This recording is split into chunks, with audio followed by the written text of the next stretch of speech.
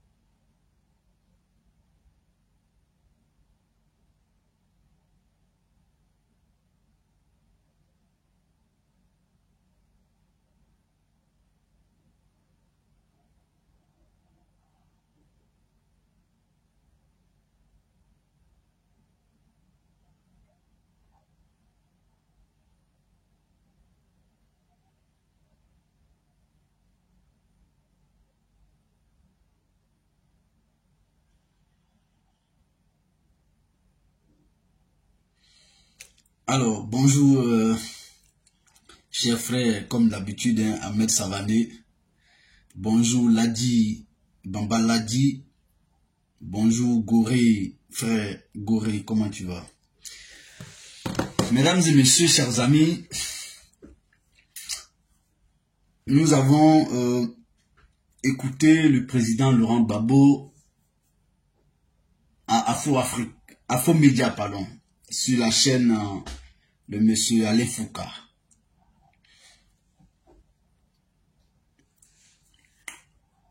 Il s'est exprimé sans langue de bois, comme d'habitude, bien évidemment. Il a dit en substance que quand ils ont su que je serais acquitté à la Cour pénale internationale, ils ont fabriqué quelque chose ici pour me condamner. Je le paraphrase.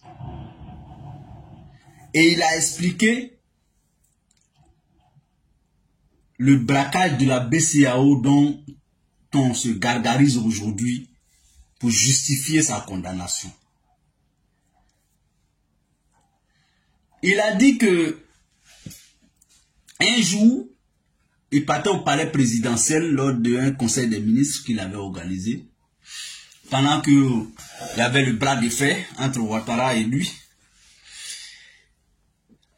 et qu'il en écoutant la radio, il entend que les banques veulent fermer et certains dirigeants des banques déjà avaient commencé à quitter le pays parce que, voilà, vu l'atmosphère. Et dans ces conditions-là, les virements des fonctionnaires qui étaient déjà même positionnés ne pourraient pas passer. Et l'objectif était très clair, c'était de pousser tous les corps à rentrer dans la danse contre lui. Et que séance tenante, il a nationalisé ces banques très rapidement en y affectant des Ivoiriens, des nationaux, pour terminer le processus de règlement des salaires qui était déjà déclenché parce que nous étions à une fin du mois. Donc je le paraphrase, vous pouvez encore aller écouter. Et que c'est ça que le régime du président Ouattara qualifie aujourd'hui de braquage. Parlons de ce braquage-là en profondeur. Il y a un citoyen ivoirien qui était aussi proche du président Gbagbo, qu'il est toujours, que le président Gbagbo, de mémoire, je crois bien qu'il avait nommé ce dernier comme ministre de l'économie et des finances. Je veux parler de docteur Koné Justin Katina, qui avait aussi été, je crois, condamné pour ces mêmes faits. Lui qui n'a jamais été président de la République, il a été condamné aussi. Il est aujourd'hui amnistié de ces faits-là. Il est rentré au pays. Tenez-vous bien, il est réintégré à la fonction publique parce que c'est un fonctionnaire d'État. Il travaille aujourd'hui. Katina Koné que vous voyez.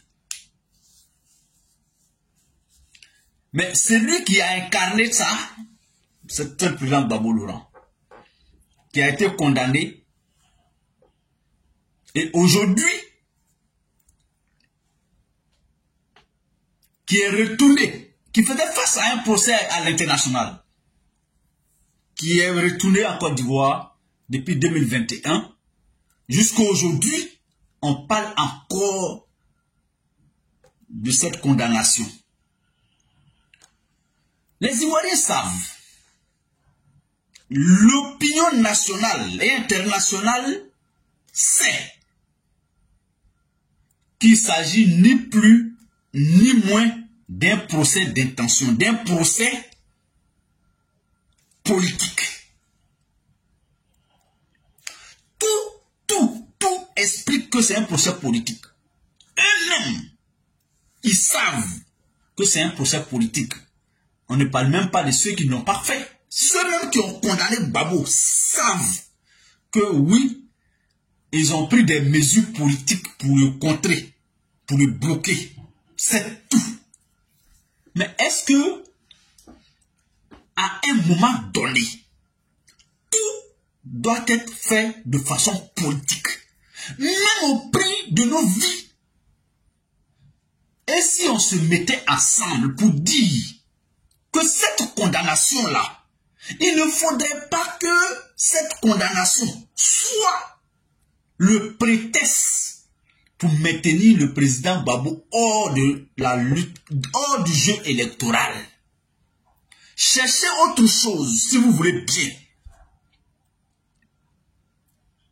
Et vous avez tous les moyens possibles pour ne pas que cette condamnation soit le prétexte que Gbagbo ne soit pas candidat en 2025. Alors que il a déjà dit, il dit je suis et je peux être candidat.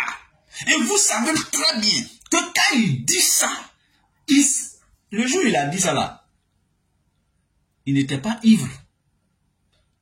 Hein? Il a dit ça après sa condamnation.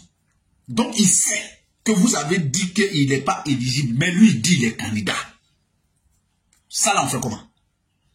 Quand il les touche, ce que ça arrange aujourd'hui, on la force, on l'énergie, on les arguments pour nous dire que rien ne sera fait pour rétablir le président Gbagbo dans ses droits. Parce que ça les arrange aujourd'hui. Mais moi, qui vous parle, ça ne me fait ni chaud, ni froid. Moi qui vous parle d'un risque que court notre pays, rien que pour cette disposition politique, je ne suis pas PPAC. Je ne suis pas PPAC. Mais je dis qu'il faut lever ce blocus sur Gbagbo parce que c'est politique. Bon, laissons parce que c'est politique. Estimons l'hypothèse que ça soit juridique, bien fondé, oui, effectivement, il est reconnu coupable, c'est vrai, c'est pas politique, c'est juridique. Ok. La justice a fait son travail. Le travail de la justice, c'est quoi? C'est de condamner ou de blanchir. Mais si une fois la justice a condamné, à tort ou à raison, disons que oui, c'est le procès vraiment vérifié, c'est juridique. Ok. La justice a, n'est-ce pas, fait son travail. Il est du ressort du président de la République, au nom de la paix sociale, de dire, il est du ressort du président de la République. Oh là là.